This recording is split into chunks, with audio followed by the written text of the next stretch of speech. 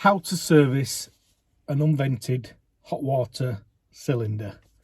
My name's Alan Hart, and in today's video, I've got a very special video for you today. I'm just on my way to Viva Training Academy, and Roy's going to go through how to service an unvented cylinder. Now, this is a request. We did a video yesterday on safety devices on a hot water cylinder, and I'll put a link below in this video. And in that video we had a request, well, could we go through what needs to be done on a service when you do a service on an unvented cylinder. Often people go on the G3 qualification and they don't always take it all in.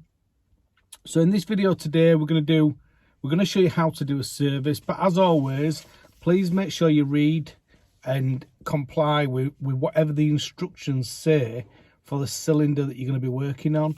And obviously you need to have your G3 certification or your unvented qualification when you're going to work on a hot water cylinder.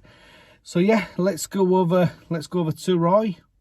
Oh, and if you can, please, if you can put a thumbs up on the video, and also if you can add a comment below, it really helps. And if you've got any questions as well, as I say, put some comments below and let us know.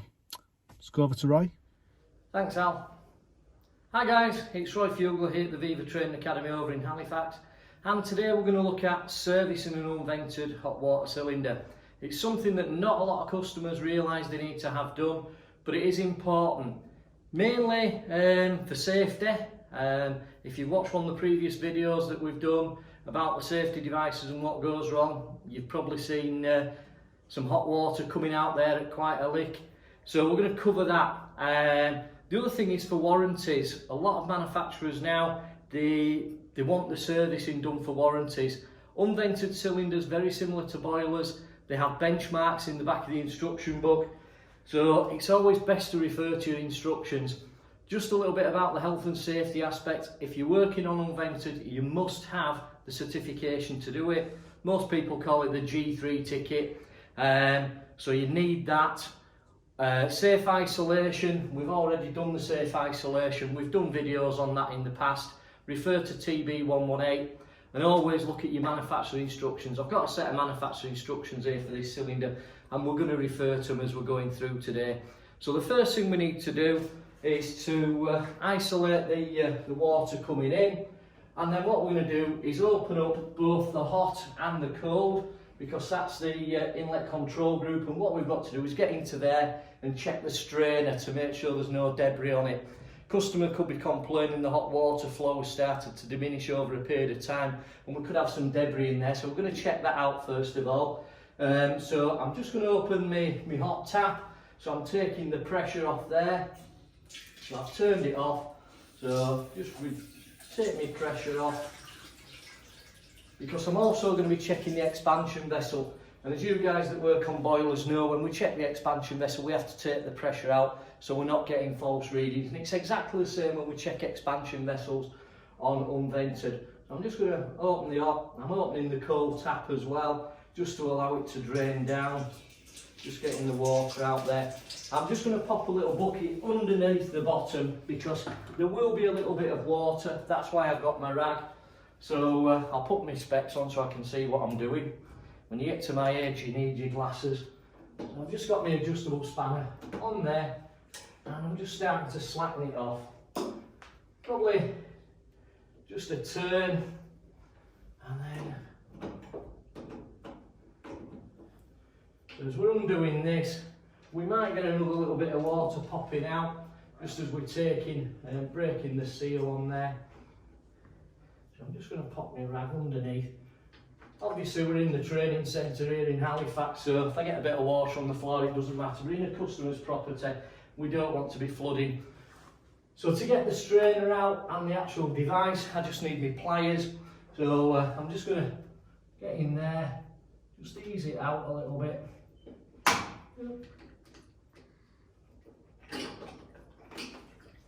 There we go, we've got the water coming out, but it's gone into the bucket. So what I'm looking at now is the strainer. There's a little bit of rust on there, but if I pop that off, there's very little debris on it. Up here in Halifax, where the water's nice and clean, so there is a little bit of rust. And ordinarily I'll just get a little wire brush and clean that off. So I'm checking the seals on there, I'm checking the little diaphragm, make sure that everything's okay. Pop the strainer back on, and then we can pop that back in. So I'm happy that that's okay. We've got that in. Making sure that we line the spring up inside.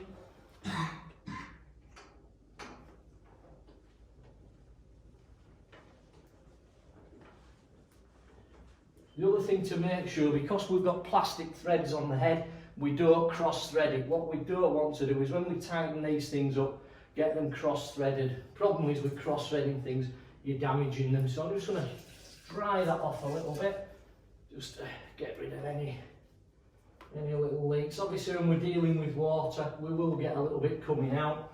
So we just need to tighten that up. So that pressure reducing valve is a 3.5 bar pressure reducing valve, which is what the manufacturer specified for this cylinder. So the expansion vessel, the charge in there should be set to 3.5 bar.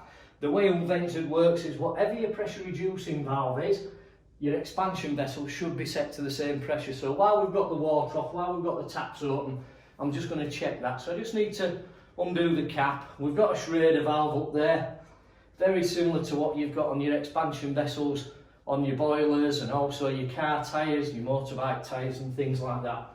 So I'm just going to grab my pump. So I've got my good old rigging pump. Just unravel that. Right. So one thing to check, if you've not used one of these pumps before, but you're used to pumping car tyres up, they're a bit back to front. I got caught out the first time I used it. I always thought the little lever, when it was down, was locked in position, but it's not. On these pumps, it's actually when it's up. So we pop it onto the Schrader valve, lock that up, and it stops any air coming out. So we're just going to pop it up there.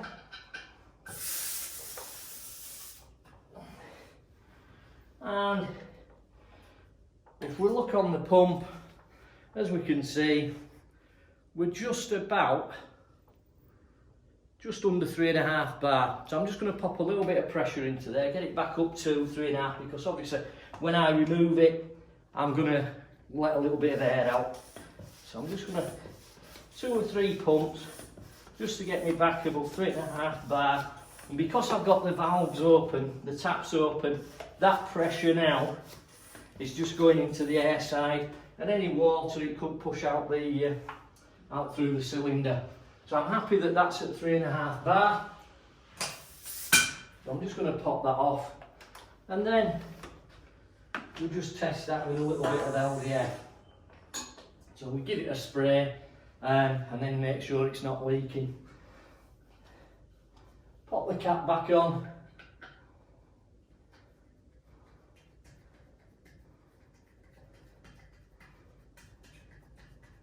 So now we can pop the water back on, because we've got to test the safety devices.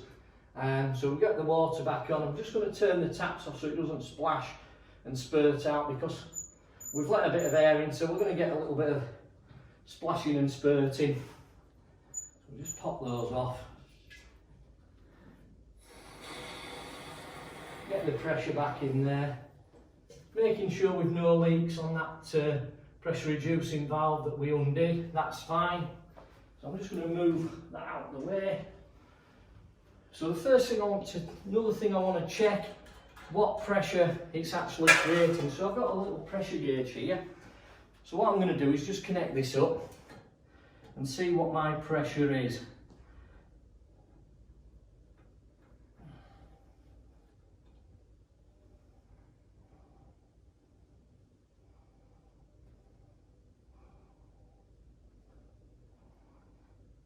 Tighten him up, just turn it on. So the pressure is showing, we've got about 3.5 bar, so it's doing its job. It's dropping the pressure down. So we can pop that gauge back off. I'm just going to relieve some of the pressure on the coal, just so when I take that gauge off, it doesn't squirt about.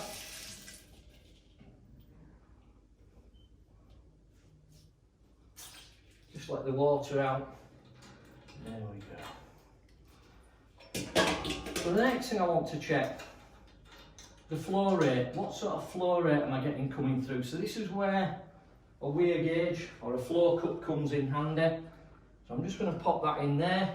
I'm going to turn it on, and wherever the level is, that's the level that we're looking for. So I'm going to turn that on.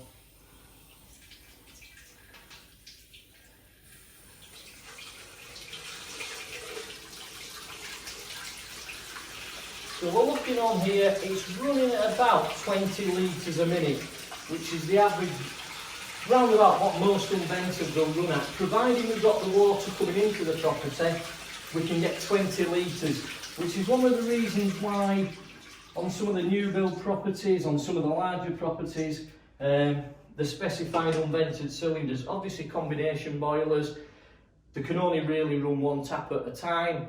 Your best combi boilers, your 35, 40 kilowatt jobbies, you're looking at 16, 17 litres a minute. So you're nearly there, but not quite. So we've done that. So the next thing we're going to do is check the safety devices. So what we need to do is just crack open the expansion relief, and what we're doing is making sure that it goes through the tun dish and it doesn't back up, so we've got no blockages in there. So we're just going to open it up nice and steady, watching it come through, open it a little bit wider, and it's not backing up. It's running away, it's dissipating, so we know that that's okay. So when we let go, we're making sure it seals because we don't want it leaking. Similar with the temperature and pressure relief, we're going to do that one. So we've opened that up. A little bit too much, we've got a little bit of back spray there.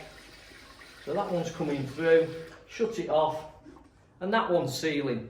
So that's two of the jobs. We've checked the two safety devices, that they're operational, they're not stuck on the seat, they're not backing up. So the last thing we're going to do on this bit, we're going to check the operation of the eco, the energy cut-off. You guys might refer to it as an overheat stat, but on unvented cylinders it's known as the eco. So I've actually got the boiler isolated, the system isolated, so the fuse spurs out, we've done our safe isolation. So all I'm going to do is just disconnect one of the wires going to the two-port valve, because the idea is, what should happen is if the energy cutout operates, it breaks power to the two-port valve. So it stops the heat source going into the cylinder, because that's the important thing with unvented cylinders. You want to kill the heat source, because if these things get too hot, they can flash to steam, and that's when they become a bomb. 1,600 times its volume, that's what water flashes to steam at. Normally it's 4% its volume for expansion, and we have covered that in a previous video. So down here, I'm just going to remove the cover. I've preempted it, I've undone the screw. So I'm just going to disconnect one of the wires off the cylinder stack. So I'll leave that wire out, so it's open there. So now I'm going to pop the fuse back in, it's in my pocket. I'm going to turn it back on. This boiler's actually in a plug, so I'm going to pop the boiler on. And then I'm going to put demand for hot water. And what I want to happen is the two-port valve to stay in the closed position, because there should be no power going to it there. So I'm just going to put a continuous demand on it. So we've now got the demand over there. So what I would expect is the two-port valve to stay in the closed position. That way, if the energy cutout kicked in, or the thermostat operates when it gets up to temperature, it's shutting that valve off. So in effect, it's killing the heat source. And that's done that, it's locked. It is still in the closed position. So, power it back off, take it out, pop my fuse. I know that when I pop this fuse, it's isolated because I have done the safe isolation.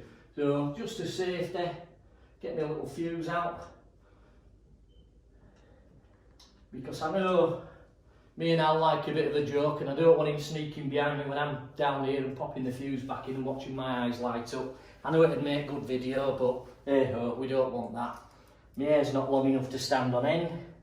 So I'm just going to pop that wire back in. Tighten it up. Pop the little cover back on.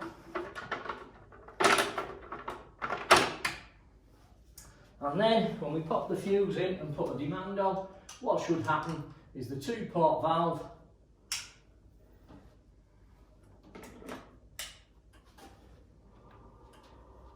should open up and we should get a demand for hot water on the boiler. So now we can see the lever on the 2-port valve is slack, so that means that that 2-port valve's opened up.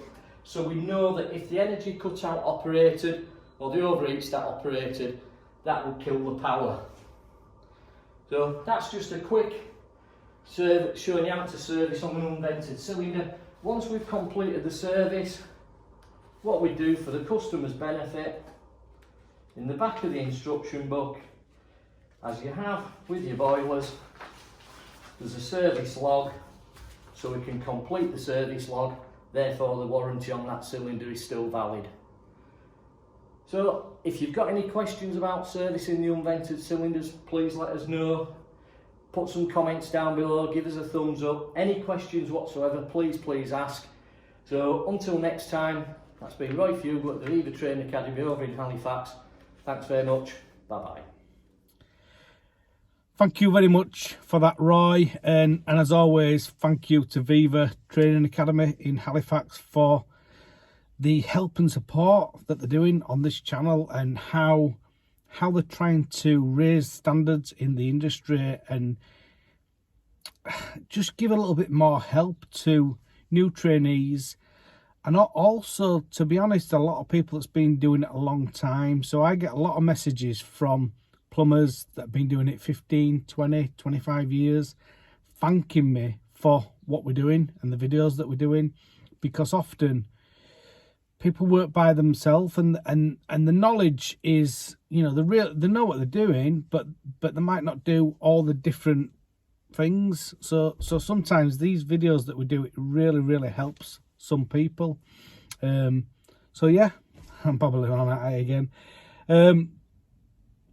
Yeah, I hope this video has been of some help, and as always, as I've said over and over again, make sure you read the installation instructions, make sure you comply with any regulations at the time, and please never ever take any of my videos as factual. Sometimes when we're editing, we might put the wrong picture in some places. It just happens when you're spending a lot of time doing editing. Obviously now I'm spending a lot of time. I've got my own business, running my business, and then I spend a lot of time doing these videos as well. So yeah, sometimes we miss things, and sometimes we put things in the wrong order, and yeah, that's just what we do. So just, as I say, always read the installation instructions, and never take anything that you see in these videos as 100% factual. They're just a guide to hopefully help some of you. But as always, if you can read the comments below, that would be brilliant, because what tends to happen is over time, people will put comments below, and them comments might say, this is wrong, that's wrong, this is, we do it this way, we do it that way. And them comments are brilliant, because then you can build your experience even more with them comments. So yeah, as I say, I hope this video has been of some use to you, and thank you for watching. And if you want any other videos like this, please put some comments below, and we'll try as best to do what we can to help and support new people into industry, and also people that's been doing it a long time as well. So yeah, thanks very much.